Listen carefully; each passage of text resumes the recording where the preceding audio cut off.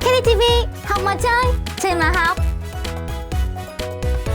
Xin chào, mình là Lucy đây. Hôm nay mình sẽ làm chiếc ốp lưng điện thoại cho riêng mình bằng bút 3D kỳ diệu biết chuyển màu sắc đó. Nào cùng nhau bắt đầu ngay thôi. KTV.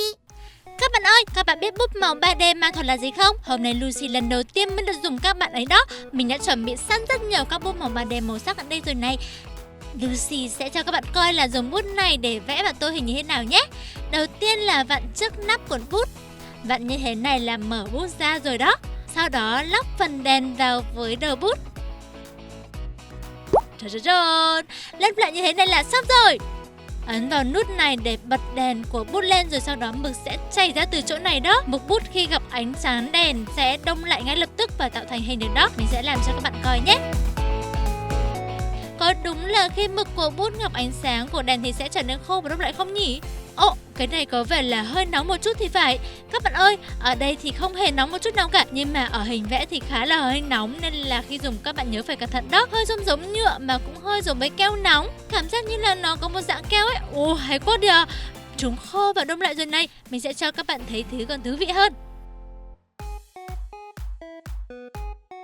Là như thế này thì có thể làm ra được hình khối hộp.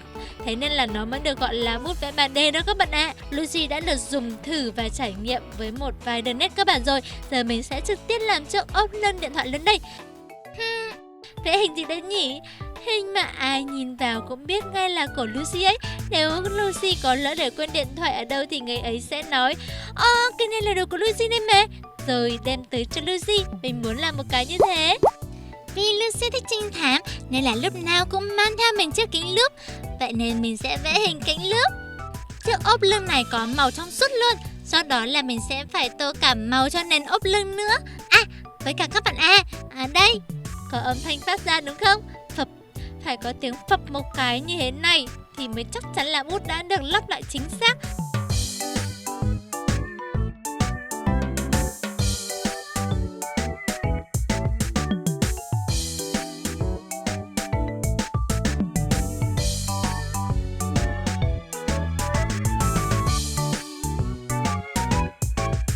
Các bạn ơi, vậy là Lucy đã tô xong được bầu trời phông đen rồi.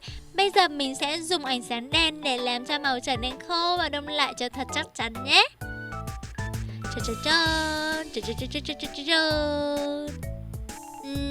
Tiếp theo, Lucy sẽ vẽ một chiếc kính lúp có hình tròn thật tròn. Chân.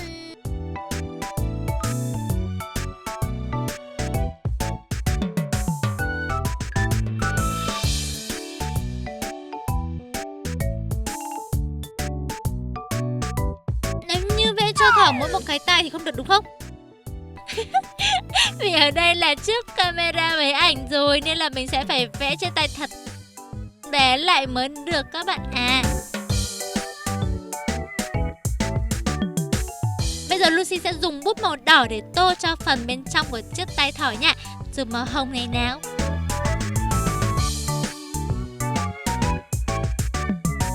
Giờ mình sẽ dùng chiếc bút màu hồng mới dùng lúc nãy ra để tô toàn bộ tay.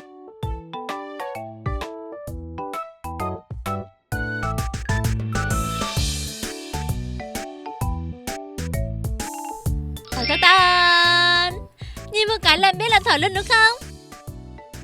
Lucy tin là các bạn sẽ nhìn hình vẽ của mình ra hình con thỏ đi mà. Tuy là có hơi khác với tưởng tượng của Lucy cơ mà cũng không sao cả. Bây giờ chiếc kính lúp thì phải có tay cầm nữa. Dùng màu xanh lá cây cho phần tay cầm. Tên tác phẩm này là cỏ hình thỏ. Màu xanh thì rất là đẹp đó, nhưng mà không có hợp làm tay cầm kính lúp gì cả. Trông giống màu xanh của cỏ hơn. Bên trong này và ở xung quanh có hơi nhàm chán. Bây giờ Lucy sẽ trang trí cho phần gì ở đây nha.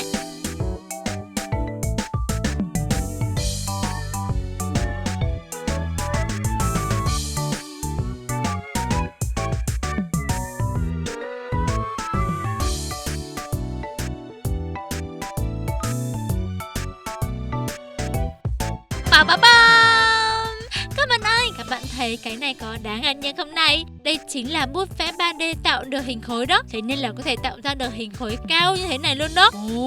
Sử dụng chiếc bút này thực sự là cực kỳ dễ luôn đó các bạn. Nên là các bạn nhớ là làm ở nhà như thế này xem nhé. Bây giờ Lucy sẽ tiếp tục tô màu thêm cho phần bên ngoài còn đang rất trống này.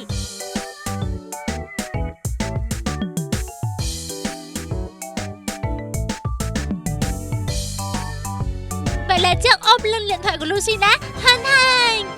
Các bạn biết đây là gì không? Chính là chiếc kính lúp mà mình nói với các bạn lúc đầu đó. Kính lúp, các bạn ơi, không phải là chảo rán cá đâu nhé. Là chiếc kính lúp có gắn tai thỏ ở bên trên. Phần kính thì vừa cong vừa nhô ra như thế này. Cuối cùng để cho ai nhìn vào cũng biết đây là điện thoại của Lucy. Lucy đã viết cả tên mình lên đây này. Giờ Lucy sẽ lắp nó vào với điện thoại của mình xem thế nào nhé. Hey, hey, hey.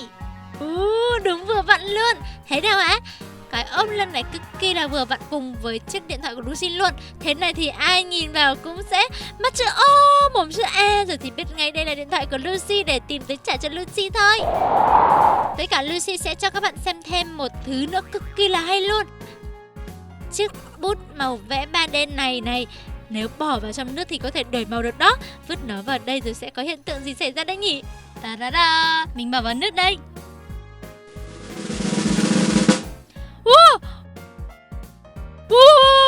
Các bạn ơi, thần kỳ quá luôn này. Vừa nãy cái màu kính của chiếc kính lúp là màu vàng mà giờ biến thành màu đỏ rồi. Còn phần viền kính đã biến thành màu tím nhạt này. Thêm vào đó là chất tay cầm của kính lúp. Sau khi bị dìm vào nước thì trông giống tay cầm hơn hẳn rồi. Biến thành một màu tối sậm hoàn toàn khác rồi phải không?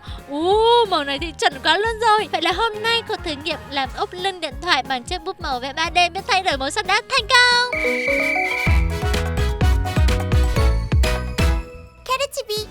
Hôm nay mình đã làm thử chiếc ốp lưng điện thoại bằng bút màu vẽ 3D biết thay đổi màu sắc rồi. Các bạn thấy sao? Chiếc ốp lưng của mình có đẹp không ạ? Lần sau Lucy sẽ quay trở lại với những video thú vị khác đây nhé.